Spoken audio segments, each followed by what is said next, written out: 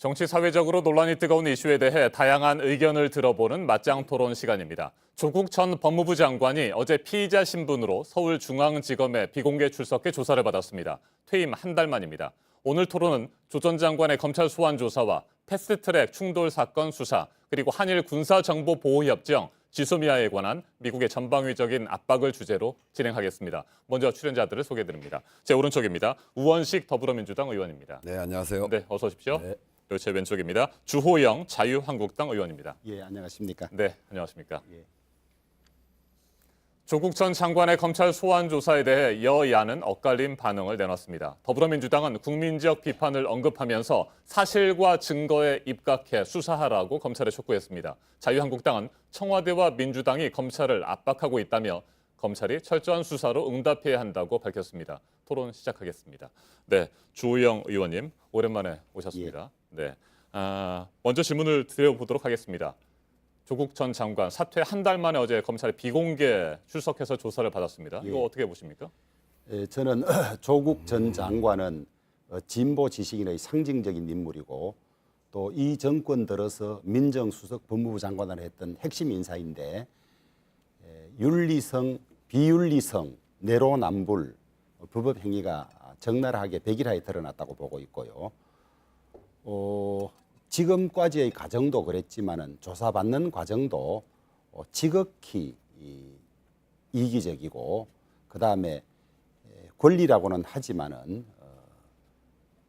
이전에 법꾸라지라는 이야기가 있었지 않습니까? 네. 활용하면서 국민들의 분노를 끝까지 이해하지 못하고 있다 이렇게 보고 있습니다. 검찰이 이 법에 따른 수사를 해서 재판에 회부할 것으로 보여지는데 앞으로라도 조국 전 장관이 양심을 가지고 대한민국 법 체계를 존중하고 일반 국민들이 수긍할 수 있는 그런 처신을 했으면 좋겠습니다. 네, 우원식 의원님, 네. 조국 전 장관의 검찰 소환 조사 어떻게 평가하십니까? 조국 전 장관의 가족 전체가 사법 처리 절차에 들어가 있기 때문에 그 사법 처리 과정에 재판 과정을 통해서 진상이 제대로 규명돼야 된다 이렇게 생각을 합니다. 정 교수, 그러니까 조국 교수의 부인도 동의할 수 없는 그림 그려졌다 이렇게 이야기를 하고 네, 조국 장관은 알지 못하는 일, 기억이 나지 않는 일로 곤욕을 치룰지 모르겠다 이렇게 페이스북에다 글도 쓰고 이제 그러고 있는데 그동안 굉장히 많은 논란이 있지 않았습니까? 그래서 이 조 장관 일과의 검찰 수사에 대해서 과도하다 이런 논란이 있었고 또 책임을 묻는데 이렇게 가혹하게 책임을 물은 적이 있냐라고 하는 사회적 지적도 있기 때문에 검찰이 이제는 사실과 증거에 입각해서 그리고 더 이상 법적인 논란이 일어나지 않도록 그렇게 수사를 해야 된다 이렇게 말씀드리고 함께 검찰개혁이라고 하는 사회적 요구 이런 것들이 후퇴되지 않도록 그런 것도 함께 신경을 써가면서 조사에 임해주기를 바라겠다는 말씀드립니다. 네, 조 전 장관이 진술 거부권을 행사했다고 합니다. 거의 네. 모든 질문에 답하지 않았는데 이건 어떻게 보세요? 그건 이제 뭐 피의자가 가질 수 있는 권한이기 때문에 그리고 이제 또 하나는 앞에서 말씀드렸습니다. 조국 전 장관 입장에서는 모르는 일 또는 네. 기억에 나지 않는 일로 곤욕을 치를 것 같다라고 하는 표현이 그렇게 되는 거죠. 그러니까 본인은 잘 모르겠다는 거거든요. 그래서 검찰이 증거를 통해서 명확하게 사실을 밝혀나가야 된다 이렇게 봅니다. 네, 주 의원님. 저는 네. 재판을 오래 해오던 입장에서 증거를 보지 않은 채 예단하고 싶지는 않습니다만은 오랜 경험에 비추어 볼 때 조국 전 장관이 지금까지 이전에 했던 말과 전혀 다른 사실들이 너무 많이 밝혀졌기 때문에 억울하다는 주장도 이제는 믿기 어려운 상황이다. 그렇게 보고 있고요. 지금까지 4차례에 걸쳐서 저와 저 가족을 포함한 관계자들이 성실히 조사받을 것이라고 국민에게 약속을 했는데 성실히 조사받는 모습이 전혀 아니죠. 물론 헌법상의 진술거부권이 있다고 하지만은 자신의 말대로 일국의 법무부 장관을 한 사람으로서 국가의 법 체계를 존중해야 되는 사람, 그다음에 본인이 그렇게 억울하다고 이야기해왔던 사람이 왜 억울함을 밝히는데 협조하지 않고 적극적이지 않느냐 이런 비판은 받아서 마땅하고요. 그다음에 검찰개혁이라는 이름으로 몇 가지 조치를 취해왔는데 자신부터 적용되는 데 대한 국민들의 이 비판이 많으니까 이후 사건부터 적용하겠다 그랬는데 네. 어제 출석부터 비공개로 포토라인에 서지 않고 간 것이라든지 여러 가지들이 아직까지도 본인이 이 상황을 제대로 이해하지 못하고 특혜 내지는 억울하다는 말만 하고 있는 것이 아닌가 이렇게 보여지고 있습니다. 네, 검찰 개혁과 관련해서 한 가지만 더 추가 질문을 드려보도록 하겠습니다.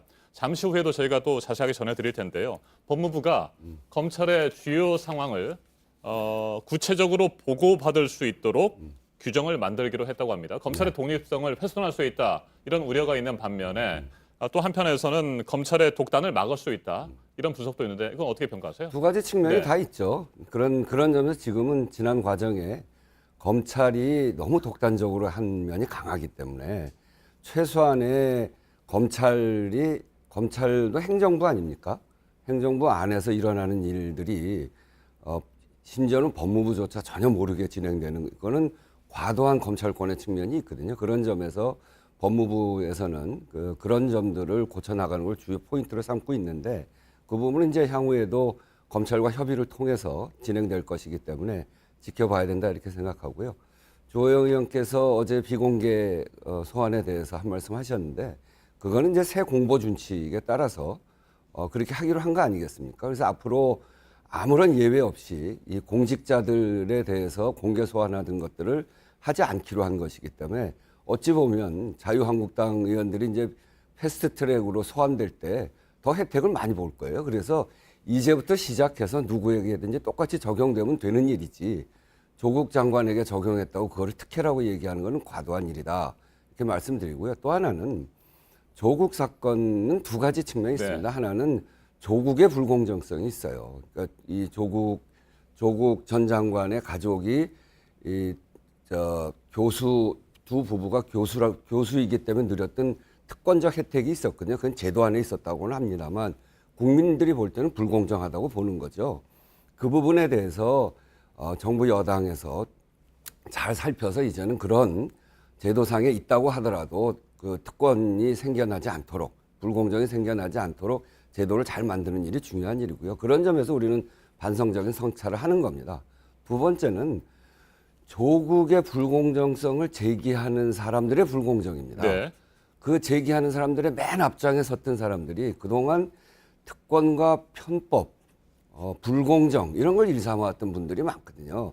그렇기 때문에 그분들이 나서서 막 하기 때문에 많은 국민들이 동의하지 못하는 겁니다.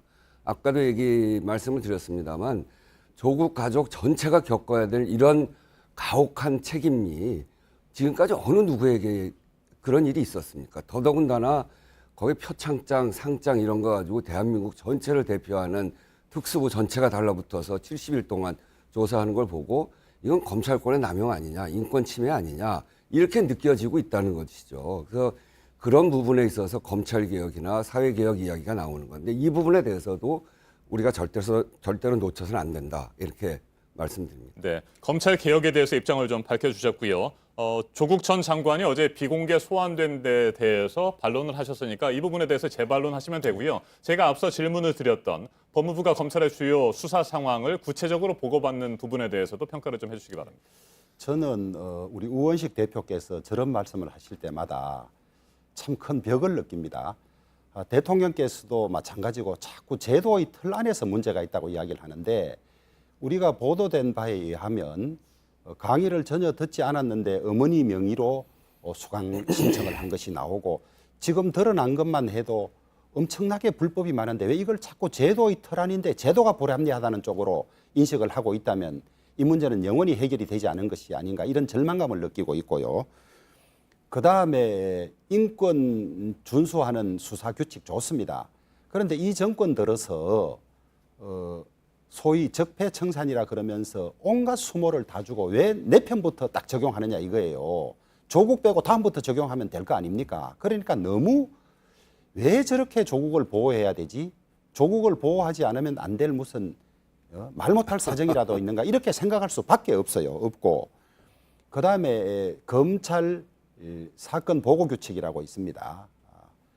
소위 지금 민주당이 그렇게 인권에 철저하지 못했다는 그런 시절에도 보고를 안 했습니다. 네. 왜냐하면 수사라는 게 엄청난 기밀이 요구되기 때문에 법무부에 보고하는 순간에 적어도 수명 내지 수십 명이 수사 기밀을 알게 됩니다. 알게 되고 그렇게 되면 법무부 장관은 청와대와 서로 교감을 가지면서 수사에 허가를 하고 압력을 하고 못하게 하기 때문에 정권 후반기에 있을 권력 핵심들에 대한 검찰의 수사를 막기 위한 무리한 조치다.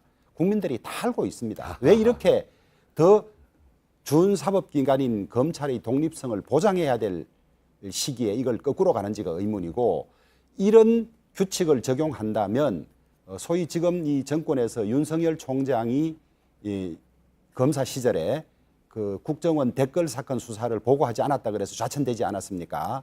그런 일이 있을 수가 없습니다. 그렇기 때문에 이것은 국민적 저항에 부딪혀서 시행하기가 어려운 것이 아니냐 그러고, 만약에 이것이 시행된다면 우리나라 검찰사에 검찰의 독립성을 훼손한 아주 대표적인 케이스로 기록에 남을 것이라고 그렇게 보고 있습니다. 네, 검찰의 독단을 막는 것보다는 검찰의 독립성을 훼손할 가능성이 더 크다.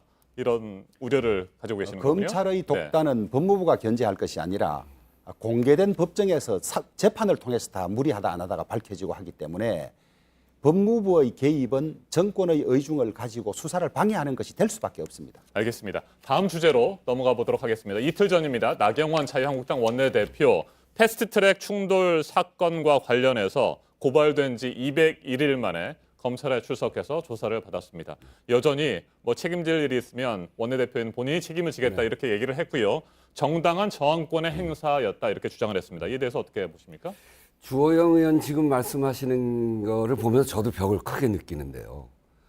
그렇게 이야기하시면서 패스트트랙 소환 조사에는 왜 응하지 않는지, 나경원 대표가 201일 만에 나갔는데 그럼 201일 동안 이거는 법치의 부재 아닙니까? 국회의원이라고 조사를 하고 해야 되고 검찰에 조사하겠다는데 왜 도대체 안 나가는 건지 알 수가 없어요. 그런데다가 또 이렇게 얘기하잖아요. 내가 대표에서 나왔고 다른 사람 나가지 마라. 심지어 뭐라고 그러냐면 검찰총장이 그 국정감사 때 나와서 정기국회 때는 조사하기가 어렵지 않습니까? 그 얘기를 예를 들어서 정기국회 기간 동안에는 12월 10일까지는 나가지 않아도 된다. 이렇게 얘기한다면 그 얘기는 뭐냐면 정기국회 때는 강제 소환을 할 수가 없는 겁니다. 그래서 억지로 나오지 않는 사람들을 강제해서 수사하기가 어렵다는 건데, 그거는 나경원 대표가 강제 수사 못하니까 나가지 마라 이런 얘기, 이건 법치를 무시하는 겁니다. 이제 그런 점에서 오히려 그 주호영 그 의원께서 말씀하시는 그 얘기가 설득력을 가지시려면 불법적인 상황, 이 패스트트랙 조사에 대해서는 제대로 응하시고, 지금이라도 누가 대표해서 나가겠다 이건 말이 안 되는 소리죠. 여러 사람이 그 위법적인 사실이 밝혀지고 있는데, 그런 점에서 저는 패스트트랙 수사에 자유한국당이 성실히 응해야 된다. 검찰도 그래서 자꾸 이렇게 시간을 끌 것이 아니라 201일 동안 조사 안 하는 게 어디 있습니까? 그런 점에서 대한민국 국민 중에 검찰이 소환하는데 201일 동안 안 나갈 사람이 한 명이라도 있겠습니까? 그런 점에서 그런 식의 특권을 누려서는 안 된다 이렇게 말씀드립니다. 그런 말씀하시기 전에 조국 일가의 수사 태도에 관해서 먼저 짚어보면 도저히 그런 말씀을 하실 수가 없어요. 어제 조국 행태를 보십시오. 패스트트랙에 관해서는 두 가지 말씀을 드리겠습니다. 하나는 황교안 당대표와 나경원 원내대표가 조사를 받았습니다. 아시다시피 정기국회 중에는 원내대표나 당대표의 일이 엄청나게 많은 것이고, 또 헌법상으로도 정기국회 중에 신분이 보장되어 있는 거 아니겠습니까? 그런데 어제 정기국회 바쁜 일정이 끝나고 나경원 대표가 가서 조사를 다 그제 받은 바가 있고요. 그다음에 이 문제는 적반하장이라는 말이 생각이 납니다. 불법 사보임으로 무리하게 패스트트랙을 하려고 했어요. 그 불법을 보고 제1야당이 그냥 넘길 수는 없었습니다. 국회법에 보면 임시국회 중에는 사보임을 못하게 돼 있습니다. 여당은 예외 규정이 있어서 예외 규정에 따라서 했다고 하는데, 그 예외 규정에 의하면 해당 의원이 질병 등 부득이한 사유로 국회의장이 허가를 받았을 때입니다. 해당 의원이 허가를 신청하지 않으면 안 되는 걸로 돼 있어요. 그런데 여당은 해당 의원의 질병으로 해석합니다. 기타 부득이한 사유인데 질병도 아니고 부득이한 사유도 아니에요. 그저 자기들 생각과 다른 의원이 그 자리를 차지하고 있으니까 강제로 끌어내고 넣어서 한 겁니다. 이것은 국회법 취지에도 맞지 않고 사보임의 규정에도 어긋나기 때문에 네. 이 불법 절차를 저지한 것이고 다른 의원들이 조사를 받으러 나가지 않은 것은 당대표나 나경원 대표의 불법에 관해서 판정이 들면 검찰이 결론을 내리면 거기에 따라서 갈 수 있는 것이기 때문에 우리는 이 문희상 국회의장과 이 기타 당들의 이 불법 사보임에 대한 판단을 먼저 해달라는 것이죠. 저는 법조인으로서 이 절차에 관해서 하나 부끄러운 게 없습니다. 네, 사보임이 불법이었고 이에 저항하기 위해서 뭐 정당한 그렇습니다. 행위를 한 것이다. 뭐 이런 주장을 예, 그렇습니다. 하시는 거군요. 그- 이에 대해서 반론하시겠습니까? 네. 그게 불법이라고 하는 것 자체부터가 좀 맞질 않습니다. 왜 그러냐면 국회의원은 그 본인이 속한 교섭단체가 있지 않습니까? 네. 국회의장은 우리 저 주호영 의원도 원내대표를 해봐서 잘 아시겠습니다만 국회의장은 원내대표, 교섭단체 원내대표들과 국회 운영에 관해서 협의를 하는 겁니다.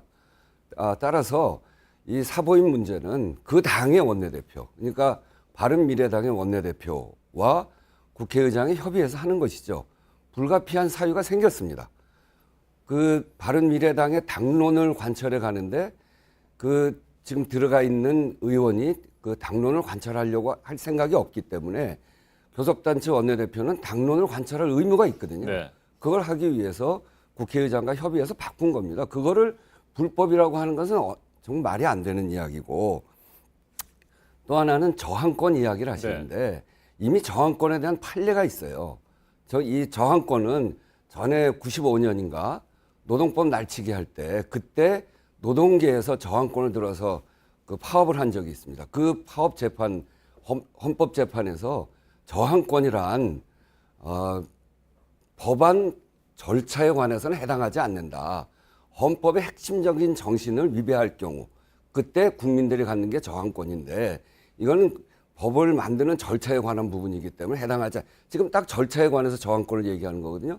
또 하나는 뭐냐면 이 고위공직자 비리수사처 그리고 선거법 네. 이것이 민주주의를 훼손하고 있다 이렇게 얘기하는 거 아니에요. 그래서 저항권을 얘기하는 건데 통진당 재판 때 헌법재판소에서 딱 이것과 똑같은 저항권에 대해서 이야기를 했어요. 뭐냐면 이 저항권을 행사하려면 다른 유효한 수단이 없을 때 구제 수단이 없을 때 저항권이 인정되는데 이건 구제 수단이 있다면 뭐가 있냐면 패스트 트랙에 대해서는 필리버스터가 있어요. 이게 국회 선진화법에 있습니다. 할 수 있는 여러 가지 수단이 있는데 이렇게 하는 건 저항권에 해당하지 않는다는 것을 분명히 헌재가 밝히고 있고 더더군다나 저항권은 정부나 공무원이나 헌법기관, 국가기관에는 해당하지 않습니다. 네. 저항권은 국민이 갖는 겁니다.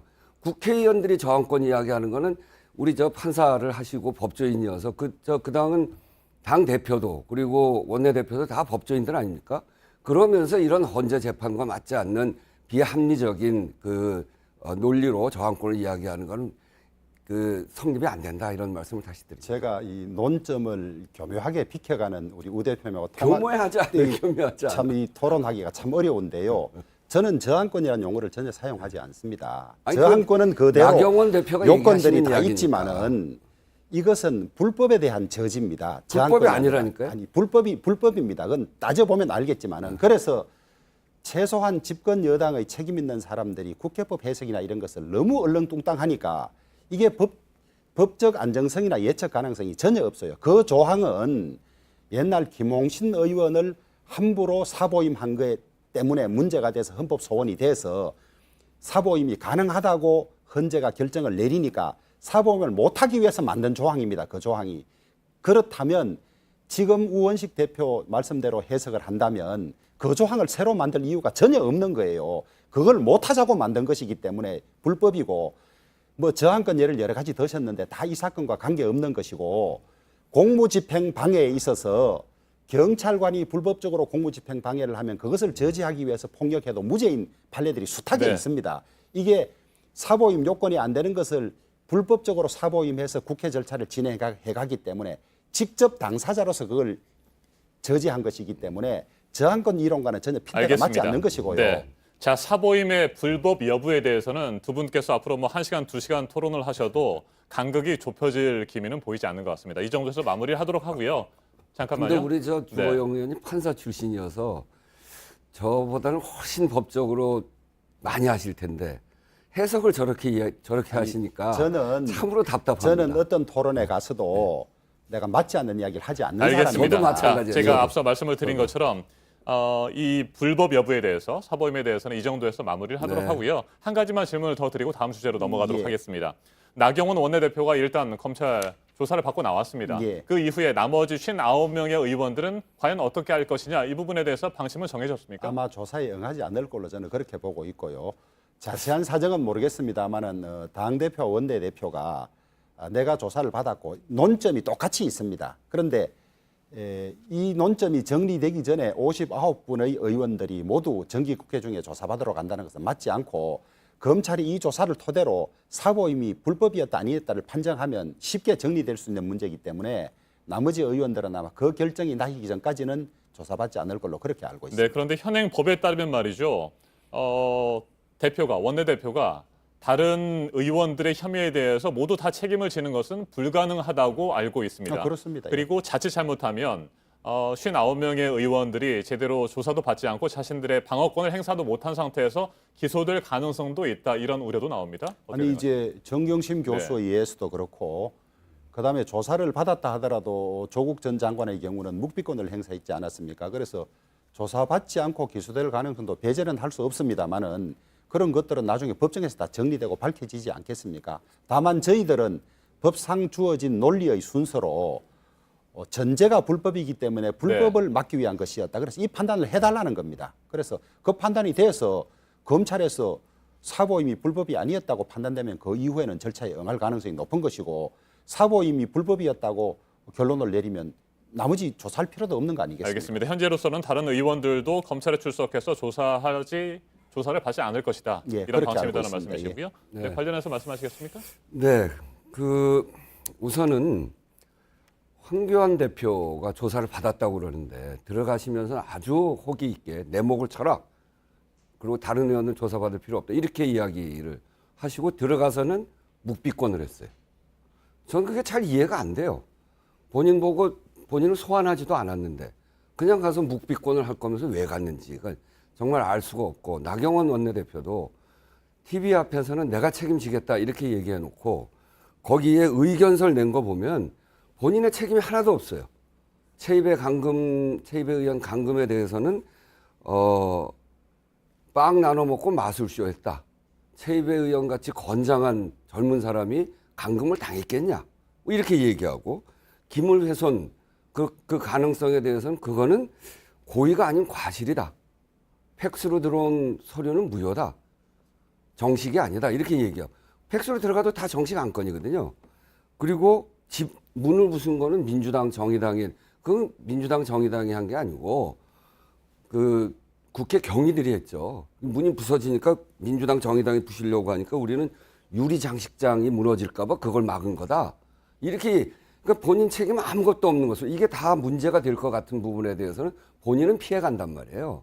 그러니까 결국은 그 사보임이 불법이냐 아니냐 이것만 판단하는 것이 아니라 의견서에 들어가 보면 본인이 책임을 지겠다고 해놓고 책임지는 부분에 대해서는 다 나는 책임이 없다 이렇게 쓰고 있거든요. 그래서 저는 이 부분에 관해서는 자유한국당 의원들이 이제 소환 조사에 응해야 된다고 생각합니다. 불법인지 아닌지에 대해서는 검찰이 판단할 거고요. 조사를 하겠다고 소환을 계속하고 네. 있는데 안 나가는 거는 그거는 우리 사법 체계에 대한 무시일 뿐 아니라 국회의원들이 갖고 있는 특권을 최대한 활용하는 방식이거든요.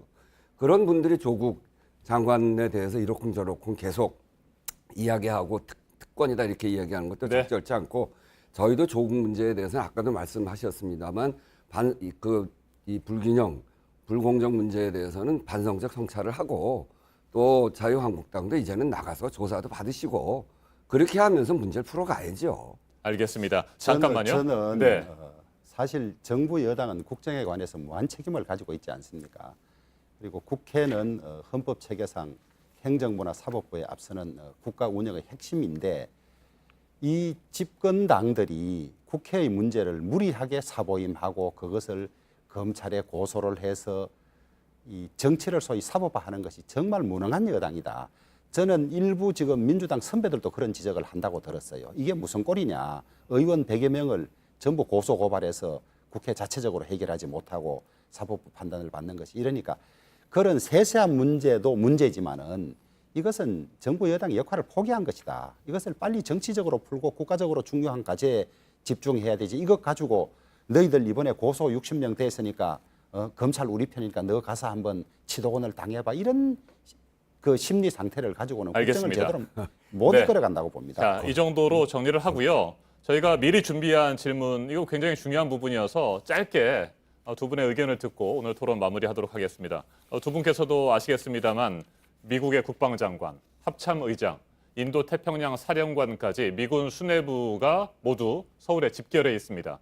한일 군사정보보호협정 지소미아 종료 일주일을 앞두고 있는 상황이고요. 또 방위비 분담금 협상이 진행되고 있는 상황이어서 전방위 압박이 이루어지고 있는 것으로 보입니다. 이에 대해서 어떤 의견을 가지고 계시는지 짧게 30초 정도만 말씀을 해주시겠습니까? 네, 지소미아와 관련해서는 이게 시작이 그 한일 간의 그 일제 강점기 하에 강제 동원 문제와 관련된 그 재판 결과를 보고 일본이 무역 제재를 한 거 아니겠습니까? 무역 제재를 하면서 우리를 안보상 안보상 문제가 있다 이렇게 얘기하면서 무역 제재를 했단 말이에요. 네. 이 안보상 문제가 있다라고 지적하는 나라에 대해서 군사적으로 중요한 정보를 공유하는 그런 협정을 유지하는 것 자체가 그게 앞뒤가 잘 안 맞는 이야기죠. 그래서 이게 진행된 거기 때문에 미국이 우리나라에 대해서 지소미아를 연장시키라고 하는 요구만 할 것이 아니라 이 근본적인 원인이 됐던 이 문제, 그러니까 그 위안부 문제에 관해서 또 우리에 대한 무역 제재에 관해서 그 문제를 풀어나가는 그런 거랑 함께 가야 된다고 생각합니다. 그렇지 않고 이것을 일방적으로 하면 우리 주권에 관한 문제이기도 하고 우리 국민들에게는 미국에 대한 그 나쁜 감정을 갖게 됨으로 해서 오히려 한미동맹의 문제도 생길 수 있는 그런 상황까지 가기 때문에 미국이 좀 더 공정한 입장에서 양국을 잘 화해하고 중재시키는 그런 역할을 지금 미국이 해야 된다 이렇게 생각합니다. 네. 조영 의원님. 강제징용 판결과 관련해서 일본이 이제 수출 규제 조치를 취하니까 대응으로 지소미아 파기를 한 것인데요. 저는 너무 성급했다. 그다음에 이 파기는 김현종 안보실 1차장이 주도한 것으로 돼 있는데 주로 통상 쪽의 전문가이지 이 군사 안보 쪽에 아마 전문가가 아니어서 호기롭게 이런 결정을 하고 난 뒤에 후유증을 앓고 있다고 보는데 지금 국가 안보를 단독으로 하는 나라는 없습니다. 다 집단 안보 체제인데 네. 거기서 우리 이 정권이 이 반일 감정, 반미 감정을 이용해서 이렇게 하고 있는 것이 아니냐. 지금 해결 방법이 쉽지는 않지만은 지소미아 파기는 바람직하지 않다.